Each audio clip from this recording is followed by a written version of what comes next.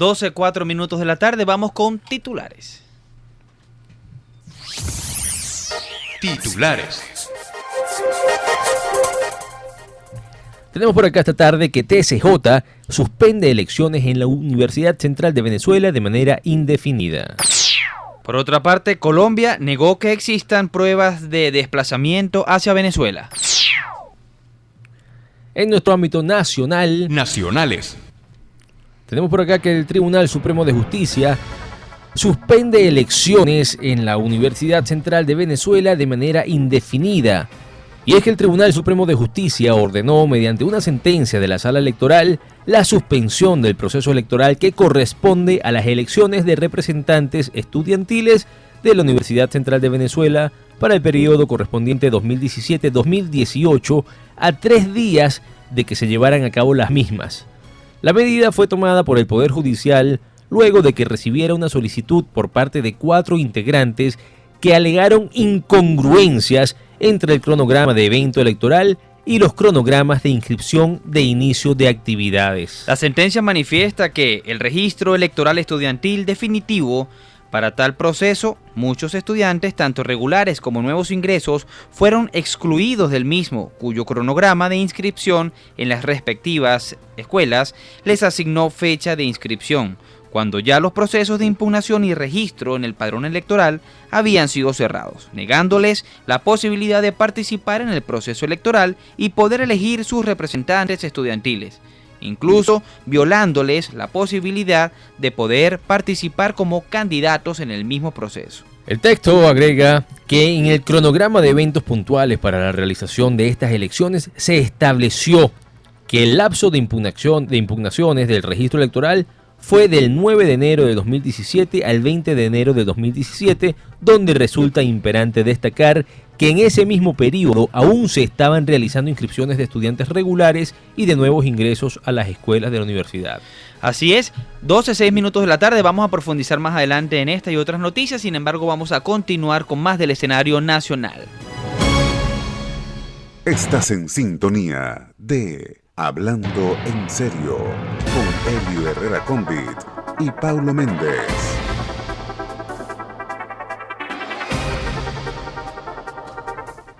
Y seguimos acá en materia nacional y preparando también el escenario para poder entrar a fondo con todos estos temas. Pero vamos a ver rápidamente un tema acá en materia de economía que nos dice y señala rápidamente por acá que afirman que en Venezuela no está, que Venezuela no está en superinflación.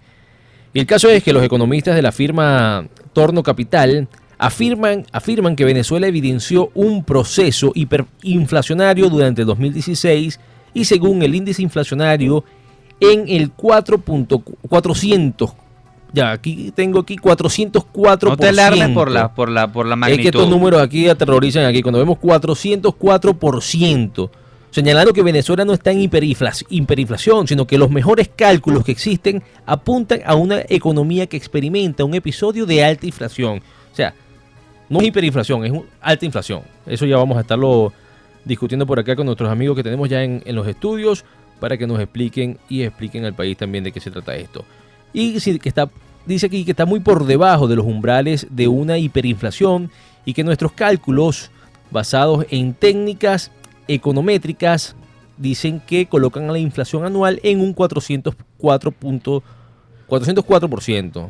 La firma Torino Capital desestima de esta forma las proyecciones de inflación por encima del 600%. Para ellos, no solo son incompatibles con la mayoría de los ejercicios empíricos que sostienen sus bases en datos replicadas en una cesta completa de bienes y servicios, aproximada a un índice de precios. También implican una contracción en algunos agregados macroeconómicos, tales como el gasto, el crecimiento monetario, distinto a lo que se ha observado en episodios comparables con otros países. Torino Capital argumenta que la premisa de un país fuera del estado de hiperinflación durante el año pasado es una cuestión distinta a si termina en esta situación. Cualquiera que sea el estimado que escojamos, está claro que la inflación se aceleró significativamente el año pasado a partir de la tasa del 181% en el 2015. en el pronóstico que realiza la firma, ¿verdad?, indica que la inflación comenzaría a desacelerarse. Depende que las variables por las cuales la inflación pudiese desacelerarse dependerían de manera crucial en este año, ¿verdad?, incluyendo los aspectos relacionados con el déficit gubernamental que debería monetizarse, determinan así los especialistas. Bueno, y para ello vamos a estar profundizando con nuestro invitado especial, Carlos Álvarez, quien ya está haciendo acto de presencia aquí en nuestro estudio Hablando en Serio. Y Carlos forma parte es miembro del equipo de la empresa de estudios de mercado Ecoanalítica, egresado de la Universidad Católica Andrés Bello. Y pues vamos a estar profundizando en todos estos temas en nuestro próximo segmento. Por lo pronto, 12:10 de la tarde, vamos a seguir avanzando hacia materia internacional. Internacionales. Tenemos por acá en materia internacional rápidamente que fiscales intercambiarán información sobre Odebrecht en Brasilia. Y representantes del Ministerio Público de 15 países se reunirán a partir de mañana en Brasilia para intercambiar información sobre las prácticas de corrupción en que se presume ha incurrido la constructora brasileña.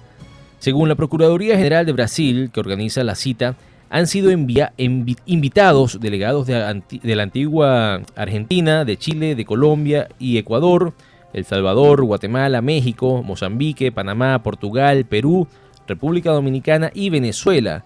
Las reuniones serán a puerta cerrada, pues, según dijo un portavoz de la Procuraduría General, existen investigaciones en curso por parte de cada uno de los ministerios públicos que asistirán a una cita que consideró como un inédito caso de cooperación regional. Así es, Helio, 12:11 minutos de la tarde, ya con todo este marco que hemos construido de las noticias. Ahora sí, Carlos, los micrófonos para ti. Bienvenido a Hablando en Serio. Nos complace que puedas estar acá para poder profundizar sobre todos los temas que ustedes están llevando adelante desde lo que es los estudios que han estado haciendo desde Ecoanalítica. Buenas tardes, bienvenido, Carlos. Un placer tenerte acá en los estudios. Y bueno, Carlos, vamos a abordar este tema. Creo que es importante rescatar acá unos titulares que acabamos de leer que tienen que ver con la hiperinflación. Si en Venezuela estamos o no estamos en una hiperinflación.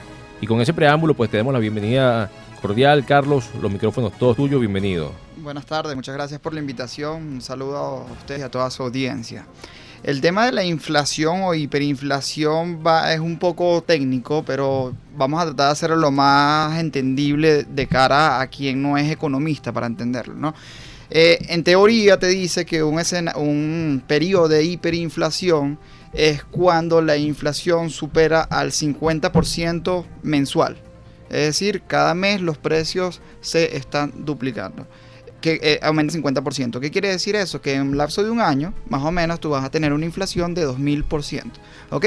Inferior a el titular que habías hablado de 400% o inferior a los 525% que nosotros tenemos medidos en Ecoanalítica. Ahora, existe una relajación de ese supuesto y algunos académicos dentro del Fondo Monetario Internacional te dicen que la hiperinflación también se puede considerar cuando la inflación en un lapso de un año es superior al 500%, ¿ok?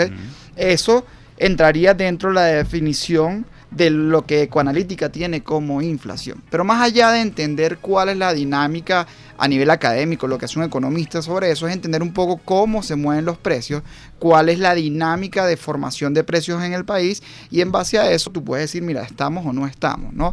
Para que tengas una idea, los países de Sudamérica que tuvieron hiperinflación fueron Argentina, Bolivia, Brasil, Perú, ¿no? y Brasil en los años 80, para que entiendas la diferencia que fue en los años 80 y nosotros hoy en día, después en el 2016, estamos enfrentando una situación que, si bien no considero que fue hiperinflación el año pasado, porque hay ciertas dinámicas que todavía no están. Por ejemplo, la indexación salarial, que es una de las características fundamentales.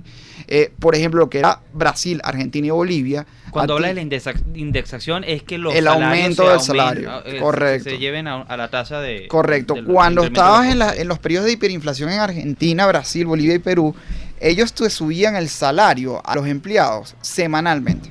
Wow. ¿Ok? Y semanalmente subían lo que había registrado la inflación de la semana anterior.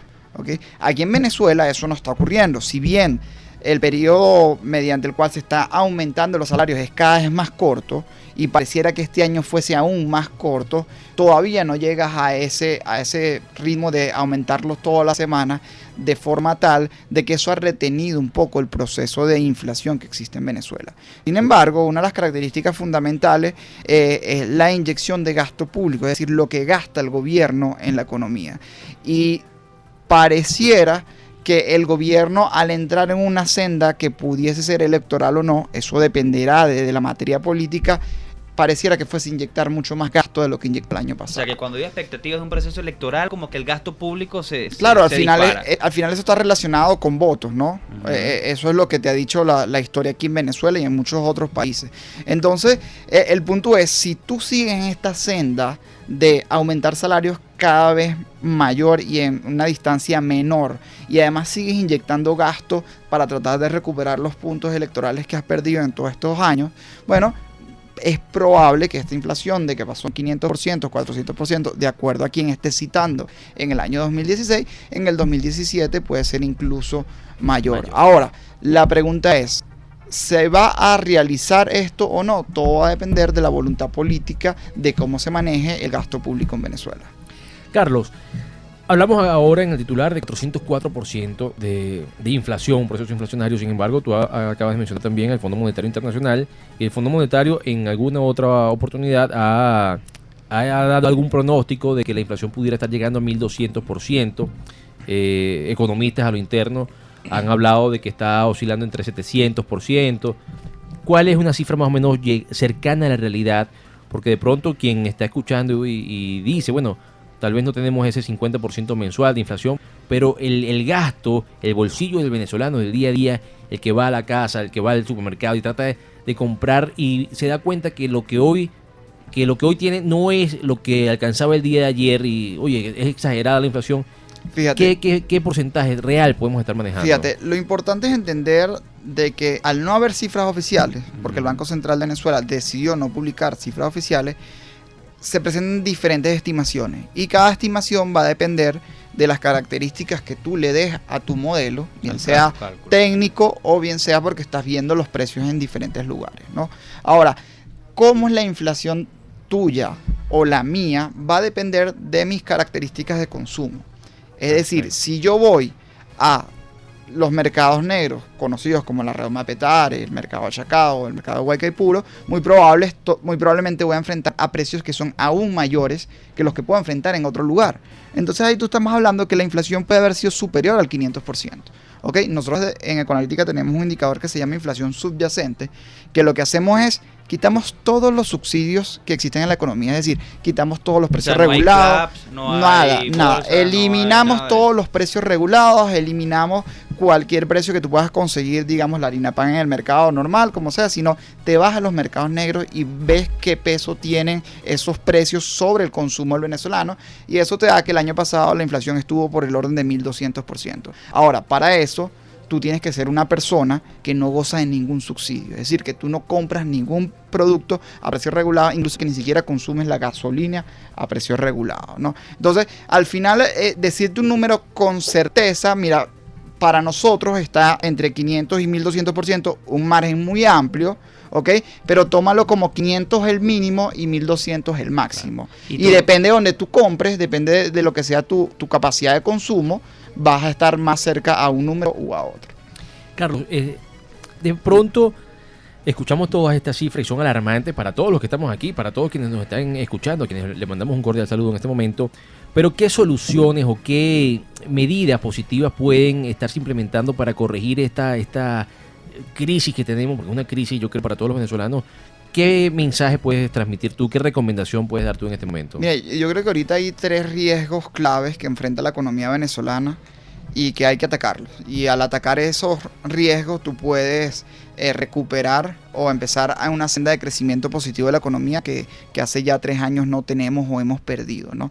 Uno es el tema de la producción petrolera. Como sabido, todos los ingresos en divisas del país dependen de la producción de petróleo y las exportaciones de petróleo. La producción de petróleo ha venido cayendo muy fuertemente. En el año 2016 cayó 300.000 barriles diarios la producción.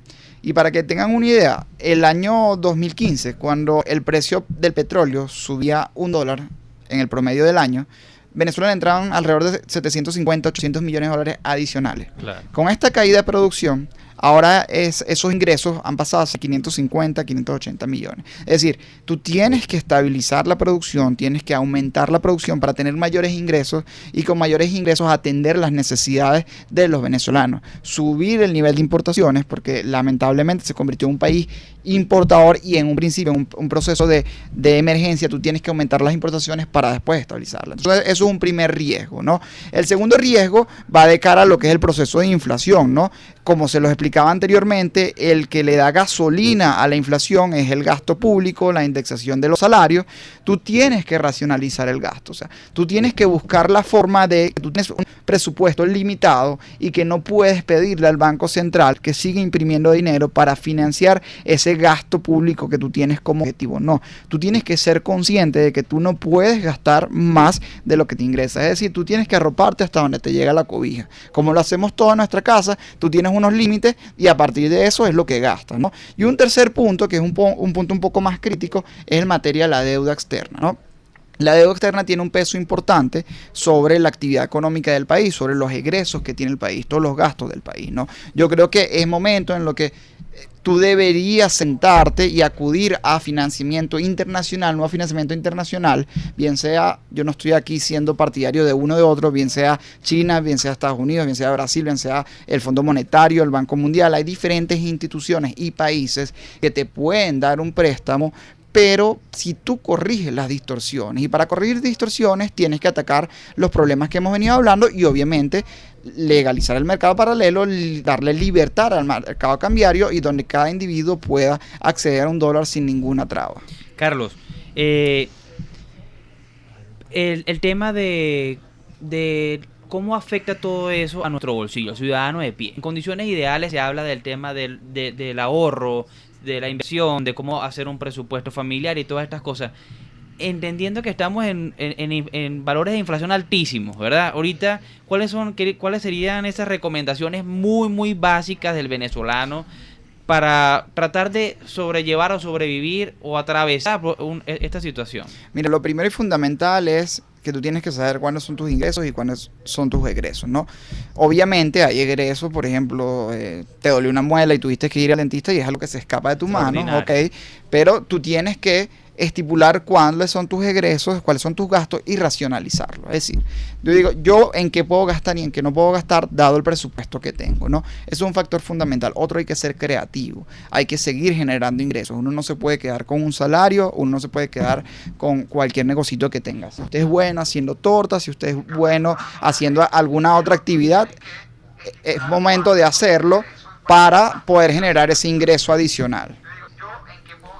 Carlos, rápidamente ya para concluir, el reloj nos marca cada 12:23 de la tarde. Rápidamente, una pregunta. ¿Hay posibilidad de recuperar la economía en un tiempo prudente si son corregidas o tomadas estas recomendaciones que tú nos has dado? Mira, sin duda alguna, la experiencia de otros países te lo dice, ¿no? Argentina, si bien no es el mejor ejemplo, o Brasil, que ahorita está en un proceso de cambio y de recesión también, tú ves como en años anteriores fueron pujantes. Igual está el Perú, igual por otro lado Bolivia, a pesar de las circunstancias políticas que tiene. Es decir, muchos de los países de Latinoamérica ya han pasado por estos procesos y se recuperaron. Entonces sí es posible, sí se puede hacer rápido, pero tiene que haber sobre todo voluntad política. Mientras no exista la voluntad política, muy difícil podemos resolver el tema económico. Perfecto. Estábamos aquí en entrevista con el economista Carlos Álvarez, miembro del equipo de la empresa de estudios de mercados Ecoanalítica, egresado de la UCAP, magíster en economía y finanzas con especialización en metodologías cuantitativas. Muchísimas gracias, Carlos. Muchas gracias, Carlos. Y bueno, el llamado a todas las autoridades, a todos los políticos también. Esto es tema de voluntad política, así que el llamado es activar esa voluntad, que sí hay futuro para Venezuela si se toman los correctivos que tienen que tomarse.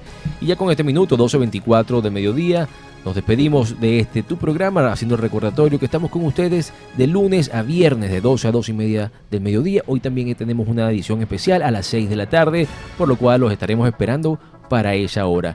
Nos despedimos pues ya a 12:24, marcando el reloj, cambiando para 25. Deseamos a todos y todas buen provecho, buen apetito según corresponda y que Dios les bendiga.